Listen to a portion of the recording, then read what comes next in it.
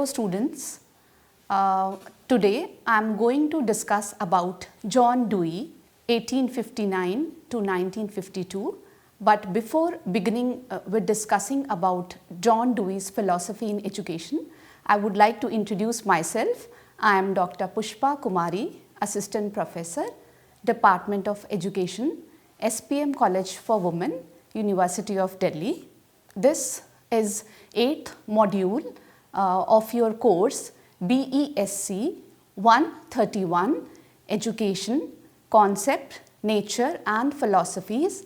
In this module, we are going to discuss about contribution of Western philosophers like Plato, Jean-Jacques Rousseau, John Dewey and Immanuel Kant, and in this lecture we will discuss about the philosophical thoughts of John Dewey. After this lecture, the learning outcomes of this lecture is to evaluate and relate the educational thoughts and practices of John Dewey in present educational system, apply educational thoughts of John Dewey into various practices of education. Now, the contents of this lesson are arranged as: first we will discuss about the life sketch of John Dewey, then the concept of education given by Dewey, aims of education, process of education, curriculum according to John Dewey, the teaching methods, role of teacher, discipline and relevance of his philosophical ideas and thoughts to present education system. To discuss about the life sketch of John Dewey, John Dewey was born on October 20th, 1859 in Burlington, Vermont. In 1879, he graduated from Vermont University. He obtained the degree of PhD in philosophy from Johns Hopkins University, and in 1884 he began his teaching career at the University of Michigan.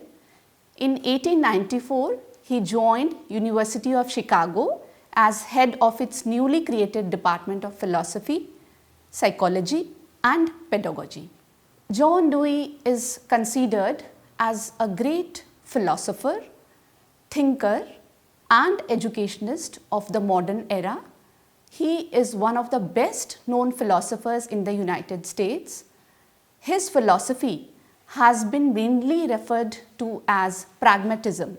Pragmatism is learning by doing. The philosophy of pragmatism is based on learning by doing, on hands-on experience, experimentation. He has been one of the most influential thinkers of modern times, whose educational ideas have left a long-lasting impact on contemporary educational thinking and practice. Now, some of the famous educational works of John Dewey are The School and Society, The Child and the Curriculum, How We Think, Democracy and Education. From these famous educational works of John Dewey, you can relate that he is explaining about, his ideas are about school and society, about the child and the curriculum and how we think. He also talks about the role of democracy in education. We can see some of the more famous works of his are Interest and Effort in Education, Experience and Education, Reconstruction in Philosophy and The Quest for Certainty, a study of the relation of knowledge and action. Now, coming to the concept of education, according to John Dewey, education is the development of all those capacities in the individual which will enable him or her to control his environment and fulfill his or her responsibilities. John Dewey also says that education is not preparing for our life, but education is life itself. Again, defining education, John Dewey says, education is the continuous reconstruction of experiences. Education is also a social need. It is progressive in nature, both for the individual and the society. Like if the individual progresses, then obviously the society will also progress. It is a bipolar process having two aspects. One is psychological and the other is social, and both are equally important. The psychological aspect, it takes care of the child's interest, his or her capabilities, the talents and the aptitude, and the social aspect, it takes care of the social environment of the child in which he or she has taken birth and is brought up. Education is for the child and not the vice versa. That is, child is not for education. The child is not a tabula rasa, like clean slate. Tabula rasa is known as clean slate on which anything can be written. Child, they are also born with certain innate powers and capabilities which can be developed in the right direction, and education plays a very important role in developing these innate powers and capabilities. Education develops the child in such a way that she or he is able to find values and truth in every activity and experiment done at all levels, and is able to face the future challenges with confidence. So we can see from the concept of education given by John Dewey that education plays such an important role in an overall development of the child. Now moving on to the aims of education given by John Dewey. According to Dewey, the idea develops after an experience or an action that knowledge is true, which is gained by direct experience. When an individual performs an actions or do something and face challenges and difficulties in performing it, she or he thinks how to overcome this. Thus, thoughts and ideas are produced and actions are performed further. So Dewey calls these thoughts as education. So we can analyze from this that when given a situation or a difficulty or a challenge, we think, we plan and we act how to go for it. Now, moving on to the next aim, Dewey says that philosophy as a product of education. He says that philosophy is the theory of education in its most general phases. Education means life. Education is a process of living and not a preparation for future living.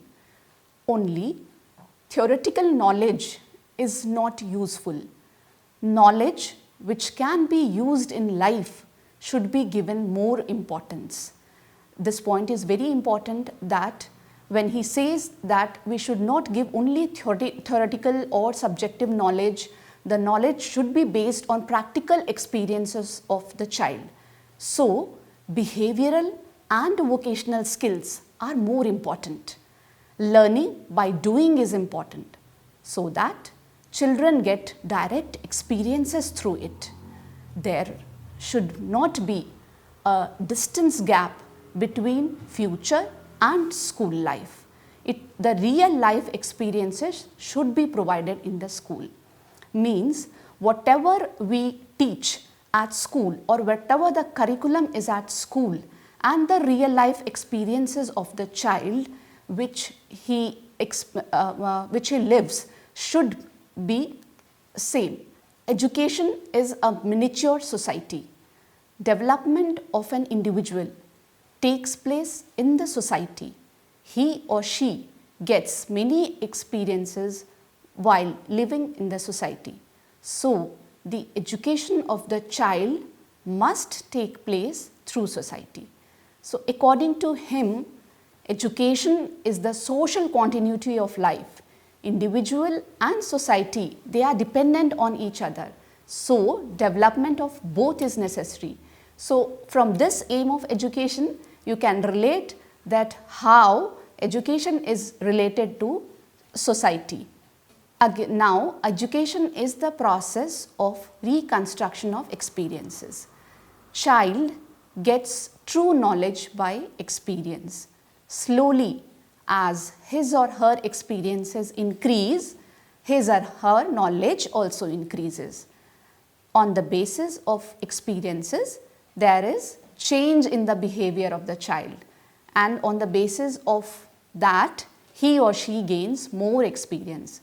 In this way, there is reconstruction of experiences taking place continuously. Means throughout life, we experience every day, every moment, we learn something, we are educating ourselves. Now, we will discuss about the process of education given by John Dewey. Dewey emphasized to provide education through activities and not through theoretical subjects. The experiences one gets in life, they should not be subject specific.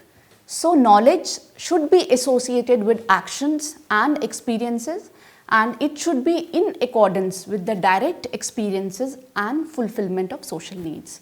What he says is, we have to experience.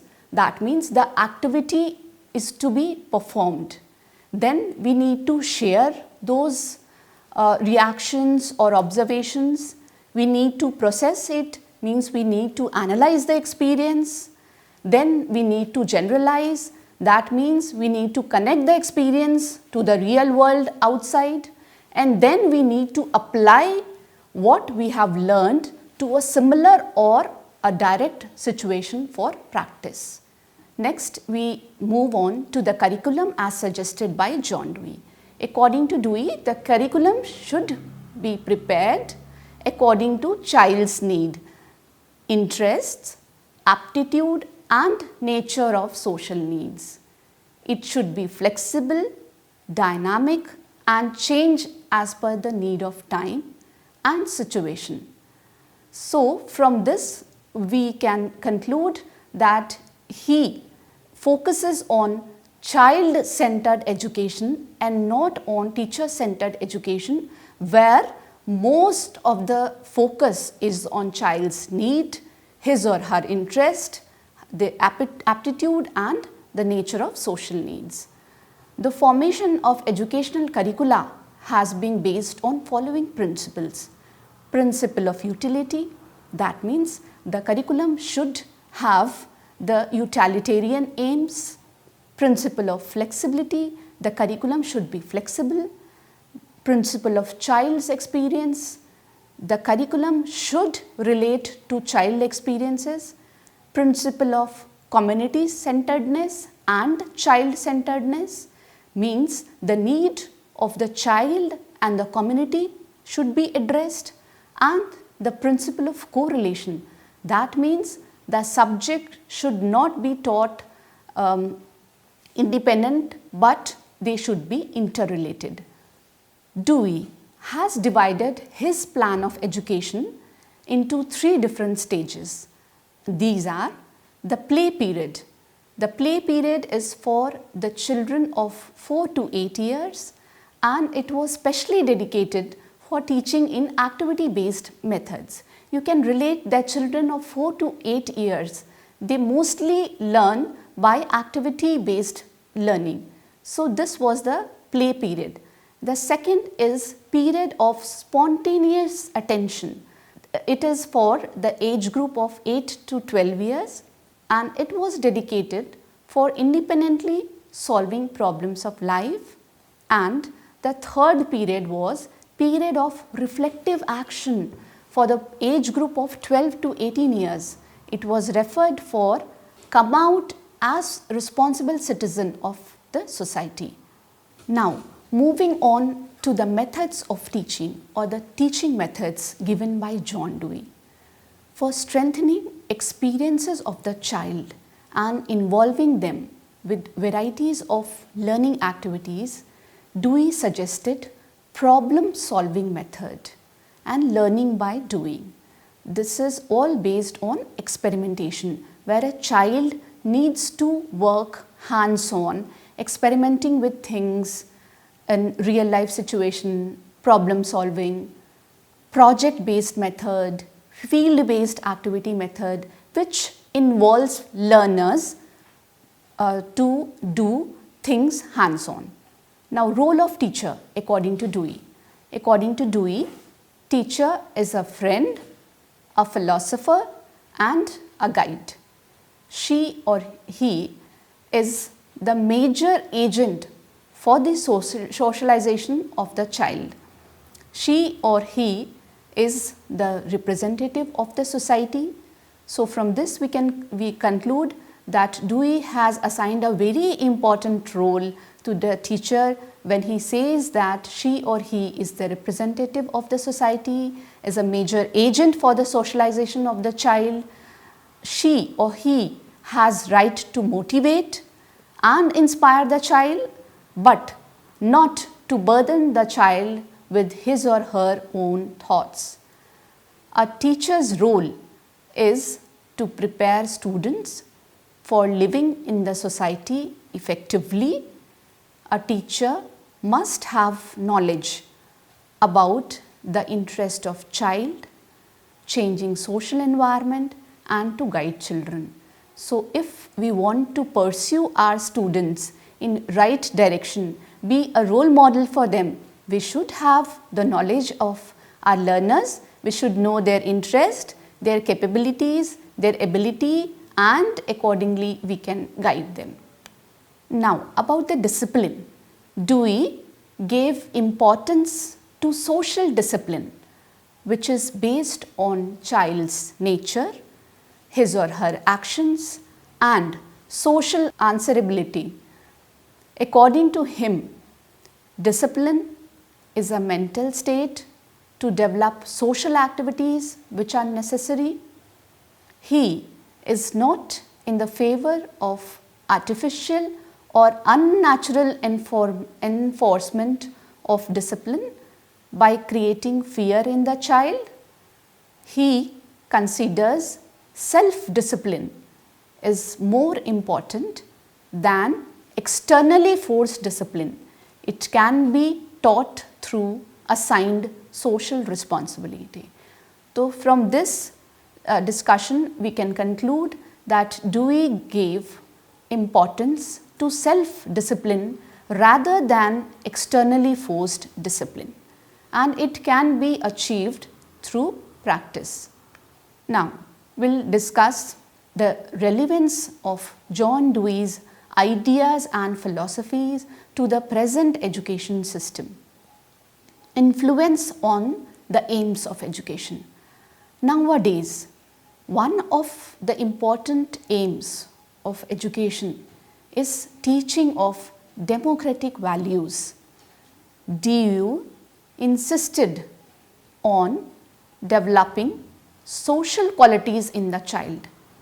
In modern schools, in contemporary times, these aims of education has been accepted as valid because we want to teach children democratic values, how to live in a society with peace and harmony and in coordination with other citizens.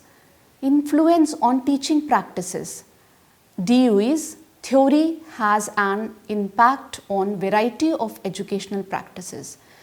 He emphasized on providing individualized instructions.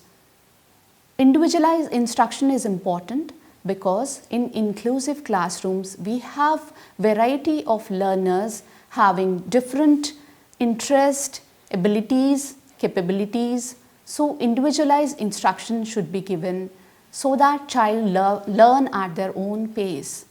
Problem based and integrated learning, getting hands-on experiences, dialogic teaching and critical inquiry.